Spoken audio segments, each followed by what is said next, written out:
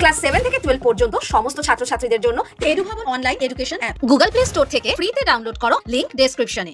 মঙ্গলবার কাশ্মীরের পেহেলগাঁওয়ে সাধারণ পর্যটকদের উপর জঙ্গি হামলার তীব্র নিন্দা করলেন প্রাক্তন ভারত অধিনায়ক সৌরভ গঙ্গোপাধ্যায়। জঙ্গি হামলার ঘটনায় তীব্র প্রতিবাদে মুখর হয়েছেন প্রাক্তন ক্রিকেটার যুবরাজ সিং। ভারতীয় দলের কোচ গৌতম গম্ভীরও। সৌরভ এই ঘটনার নিন্দা করে সোশ্যাল মিডিয়ায় বলেছেন, কাশ্মীরে নিরীহ পর্যটকদের উপর হামলায় আমি গভীরভাবে শোকাহত এবং মর্মাহত।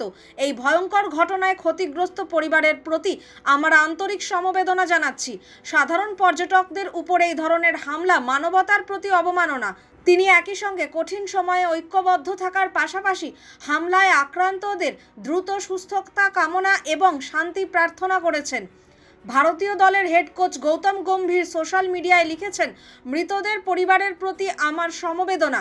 যারা এই হামলার সঙ্গে যুক্ত, মনে রেখো ভারত প্রত্যাঘাত করবেই। প্রাক্তন ক্রিকেটারদের মধ্যে যুবরাজ সিং বলছেন, পেহেলগাঁওয়ে জঙ্গি হামলায় গভীরভাবে শোকাহত আমরা।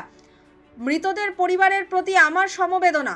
এই কঠিন সময়ে আমাদের ঐক্যবদ্ধ থাকাটা দরকার। প্রাক্তন ক্রিকেটারদের মধ্যে আকাশ চোপড়া, পার্থিব প্যাটেলরাও এই ঘটনার তীব্র নিন্দা করেছেন। বর্তমান ক্রিকেটারদের মধ্যে শুভমান গিল সোশ্যাল মিডিয়ায় এই ঘটনার নিন্দা করে লেখেন, পেহেলগাঁওয়ে হামলার খবরে আমার হৃদয় বিদারণ হচ্ছে। মৃতদের পরিবারের প্রতি সমবেদনা। আমাদের দেশে এই ধরনের হিংসাত্মক ঘটনার কোনো জায়গা নেই। বেসরকারি হিসাব বলছে, পেহেলগাঁও হামলায় অন্তত 26 জনের মৃত্যু হয়েছে। সংখ্যাটা আরও বাড়তে পারে। এখনও বেশ কয়েকজন হাসপাতালে ভর্তি।